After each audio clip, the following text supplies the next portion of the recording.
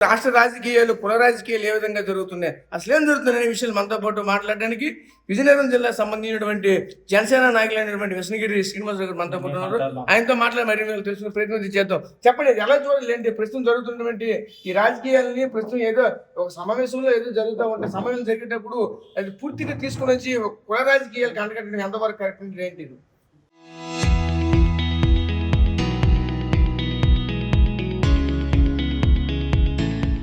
ఏదైతే పవన్ కళ్యాణ్ గారు కాకినాడలో మాట మంచి ప్రోగ్రాంలో ఎందుకంటే ఉగ్రవాదులు కానీ రేపిస్టులు కానీ భూ కబ్జాలు చేసిన వాళ్ళు కానీ సంబంధించిన ఇష్యూలో పవన్ కళ్యాణ్ గారు ఎవరికి మద్దతు తెలపకూడదు. మనం వాళ్ళలాగా ఎవడైతే తప్పు చేసాడో వాళ్ళకి తాడతీస్తామని చెప్పారు.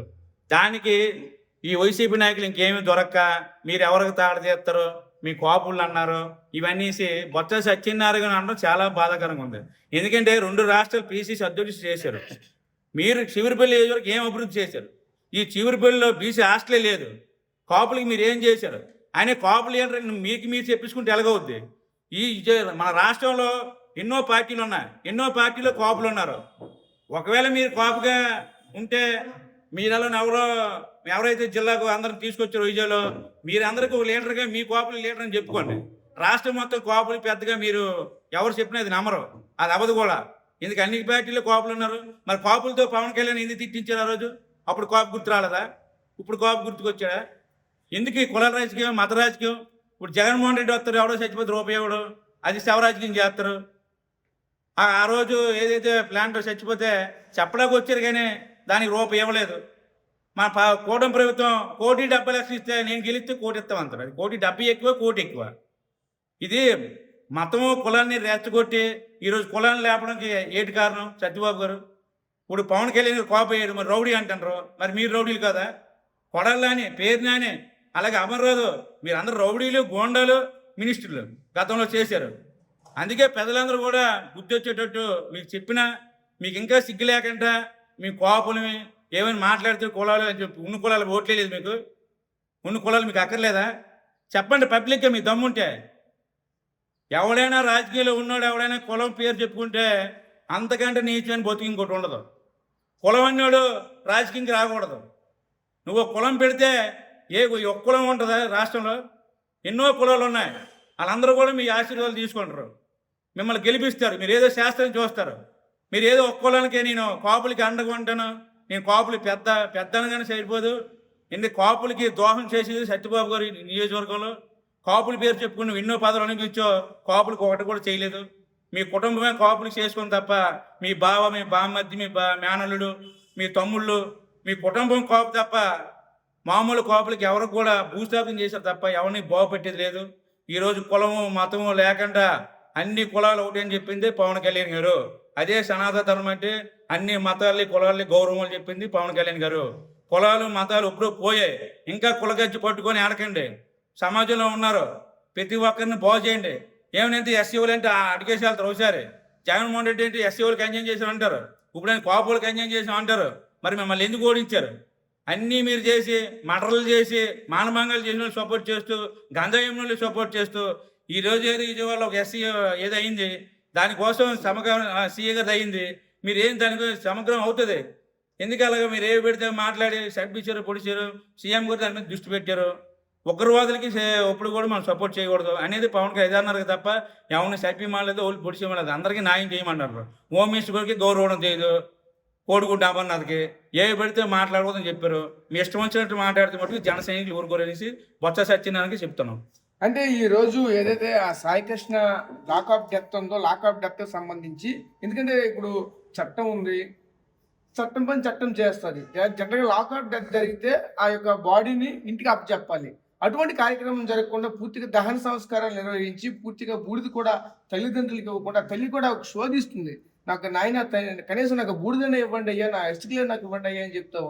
దీన్ని ఎలా చూడాలి? దాంతో అక్కడ తల్లి యొక్క బాధను ఓదార్చడానికి వైసీపీ ఈరోజు ఆ ప్రాంతానికి వెళ్ళేవి ఓదార్చేవంటూ చెప్పుకొస్తుంది. దీన్ని ఎలా చూడాలి?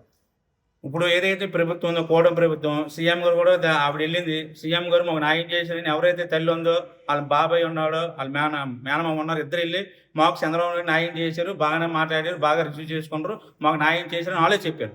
ఎందుకంటే అది నడుస్తుంది. ఎవరైతే ఒక సీఏ గారు తప్పు ఉంటే సీఏ గారిని కూడా సస్పెండ్ చేశారు, అతను కూడా అరెస్ట్ చేస్తామని చెప్పారు. అయితే ఇలాంటి రౌడీ మోకలు ఉన్నారు కాబట్టి కొద్దిగా కఠినంగా శిక్షలు తీసుకోమని కూటమి ప్రభుత్వం వచ్చిన తర్వాత కొద్దిగా కఠినంగా తీసుకోమని చెప్పి గైడ్లైన్స్ పైనుంచి సీఎం గారు ఇచ్చారు. ప్రతి ఒక్కరిని కూడా వాళ్ళ ప్రోత్సహించకూడదని ఆ రోజు ఎవరో వాళ్ళ చెల్లిని ఏదో అన్నారంటే పెట్రోల్ వేసి తగలబెట్టేశారు. మరి ఆ రోజు కులం ఎక్కడికి వెళ్ళింది? ఎంతోమంది పాపులు చచ్చిపోయారు, ఏ రోజైనా కులం కోసం మాట్లాడలేదు. ఈ ఒక్కరోజు ఎందుకు మాట్లాడారు? అది మాకు ఆశ్చర్యంగా ఉంది. పాపుల కోసం మాట్లాడండి, మీరు ఎన్ని పార్టీలను మారుతారు, కానీ కులాల కోసం మాట్లాడకండి, పార్టీల కోసం మాట్లాడండి. మనం ఎందుకంటే అన్నదమ్ముల్లాగా ఎస్సీ అయినా బీసీ అయినా ఏ కులమైనా ఈరోజు అందరం కలిసి కట్టుకున్నాం.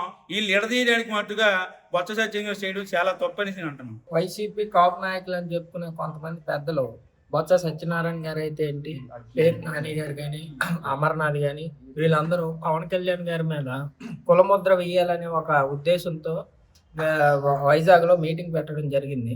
అయితే ఇక్కడ మాకు అర్థం కాని విషయం ఏంటంటే, అధికారంలో 5 సంవత్సరాలు ఉన్న రోజులు వీళ్ళకి కాపు కులం అనేది గుర్తురాదు. అధికారం పోగానే మేము కాపులం, మా కాపు వాళ్ళకి ఇది జరిగింది, మా కాపు వాళ్ళకి అన్యాయం జరిగింది అని చెప్పేసి బయటకు వస్తూ ఉంటారు. అయితే మీకు ఇదే కాపు కుల భావన అనేది మీకు ఉంటే, గత వైసీపీ పాలనలో పేరు నాని కానీ, మన జోగి రమేష్ కానీ, వీళ్ళందరూ పవన్ కళ్యాణ్ గారిని వ్యక్తిగతంగా దూషించినప్పుడు వీళ్ళందరూ ఏమైపోయారని మేము అడుగుతాము. అలాగే వైసీపీలో ఉన్న సాక్షాత్ జగన్మోహన్ రెడ్డి పబ్లిక్ మీటింగ్లో పవన్ కళ్యాణ్ గారిని వ్యక్తిగతంగా ఆయన మీద విమర్శలు చేసినప్పుడు వీళ్ళకి పవన్ కళ్యాణ్ గారు కాపు కొలుస్తాడనేది గుర్తురాలేదా? ఈరోజు ఎక్కడో కృష్ణలంకలో సాయి కృష్ణ అనే ఒక రౌడీ ఎలిమెంట్స్ ఉన్న వ్యక్తి చనిపోతే అతనికి కాపు కులస్తుడు అని లింక్ పెడుతూ దానిలో పవన్ కళ్యాణ్ లాగుతున్నారు. పవన్ కళ్యాణ్ గారు చెప్పింది ఏంటి? క్రిమినల్ అనేవాడికి కులం మతం అనేది ఉండదు అని చెప్పారు. చట్టం అనేది దాని పని తాను చేసుకుంటూ పోతుంది. నిజంగా సీఏ గారు కనుక తప్పు చేస్తే ఆయన సస్పెండ్ చేస్తారు, ఆయన మీద క్రిమినల్ పరంగా చర్యలు అనేవి తీసుకుంటారు. దానిలోకి పవన్ కళ్యాణ్ గారు లాగడం ఏంటి? ఎక్కడ ఏ ఇది జరిగినా పవన్ కళ్యాణ్ గారు స్పందించాలంటే ఎలా జరుగుతుందండి? ఏ శాఖలో ఉన్న పరిమితులు ఆ శాఖలో ఉంటాయి. ఇప్పుడు ఈ హోమ్ మినిస్టర్ గారు ఉన్నారు, దాని మీద వంగలపూడి అనిత గారు మాట్లాడాలి. ఆవిడ మాట్లాడతారు, ఆ చట్టం దాని పని తను చేసుకుంటుంది. దానికి సాయి కృష్ణ అనే వ్యక్తి పవన్ కళ్యాణ్ చనిపోతే పవన్ కళ్యాణ్ స్పందించాలంటే ఇది ఎక్కడ న్యాయం? పవన్ కళ్యాణ్ గారు స్పందిస్తారు. దేని మీద స్పందిస్తారు? స్పందించాల్సిన విషయాల్లో స్పందిస్తారు. ఇప్పుడు వీళ్ళు వ్యాఖ్యలందరూ చేసేవాళ్ళు బాధ ఏంటంటే, పవన్ కళ్యాణ్ గారు 2 సంవత్సరాల కాల పరిమితిలో ఈరోజు గూడాలకు కూడా రోడ్లు వేస్తున్నారు. ఆయన పనితీరు ఎంత బాగుందంటే, పంచాయతీరాజ్ వ్యవస్థ అనే శాఖని దేశంలోనే నెంబర్ 1 స్థాయిలోకి తీసుకొచ్చారు. ఈయనకి ఈ కాపు కులస్తులు అని చెప్పుకునే నాయకులు ఏ రోజైనా వీళ్ళ శాఖల పరిమితిలో పనులు చేశారు. కానీ వీళ్ళు 5 సంవత్సరాల్లో చేయని పని పవన్ కళ్యాణ్ గారు 2 సంవత్సరాల్లో చేసి దేశవ్యాప్తంగా ప్రజాదరణ పొందుతున్నారనే ఉద్దేశంతో, ఆయనకి ఎక్కడ పేరు వచ్చేస్తుందనే కడుపు మంటతోటి వీళ్ళు ఈరోజు చౌకబారు వ్యాఖ్యలు చేస్తూ ఉన్నారు. మేము ఒకటే చెప్తాము, పవన్ కళ్యాణ్ గారిని మీరు కాపు కులం అనే ఒక చట్టంలో ఇరుకు పెట్టేద్దామనడం మీ అవివేకం. ఎందుకంటే ఈరోజు దేశ రాజకీయాలను శాసించగల వ్యక్తి శ్రీ పవన్ కళ్యాణ్ గారు. అలాంటి వ్యక్తి గురించి మీకు నిజంగా కాపు కులం మీద అంత అభిమానం ఉంటే, పవన్ కళ్యాణ్ లాంటి వ్యక్తి మన కాపు కులంలో పుట్టినందుకు మనం గర్వించాలి. కానీ ఎంతసేపు పవన్ కళ్యాణ్ కాపు కులంలోనే ఆయన వేసి ఒక ముద్ర వేసి కాపు కుల నాయకుడు చేద్దాం అనుకున్న మీ ఉద్దేశం. కానీ ఇది పాత రోజులు కాదు. ఎప్పుడైతే మీరు ఇదే కాపు కులం నాయకులు అని చెప్పుకునే నాయకులు ఆ రోజు చిరంజీవి గారిని ముంచింది మీరు కాదా? ఇప్పుడు మీరు మీటింగ్ పెట్టిన ప్రతి నాయకుడు ఆ రోజు చిరంజీవి గారి పక్కన ఉన్నారు. ఆ రోజు చిరంజీవి గారిని ముంచింది మీరే. ఈరోజు మళ్ళీ పవన్ కళ్యాణ్ అనే వ్యక్తిని ముంచేద్దామని చూస్తున్నారు. కానీ రోజులు మారాయి. ఆ రోజులు మేము చిన్నపిల్లలం కాబట్టి మాకు ఆ ఊహ లేదు. ఈరోజు పవన్ కళ్యాణ్ గారి పక్కన మాలాంటి కాపు యువత ప్రతి ఒక్కరు నిలబడతారు. ఆయన్ని మేము అనుకునే స్థాయిలో చూసేదాకా మేము ఊరుకునే ప్రసక్తి లేదు. మేము అనుకున్న స్థాయి, మేము ఒక స్థాయిలో ఆయన ఊహించుకుంటున్నాం. ఆ స్థాయికి కంపల్సరీ వస్తారు. దేశ రాజకీయాలు కూడా ప్రభావితం చేసే వ్యక్తి పవన్ కళ్యాణ్ గారు మాత్రమే.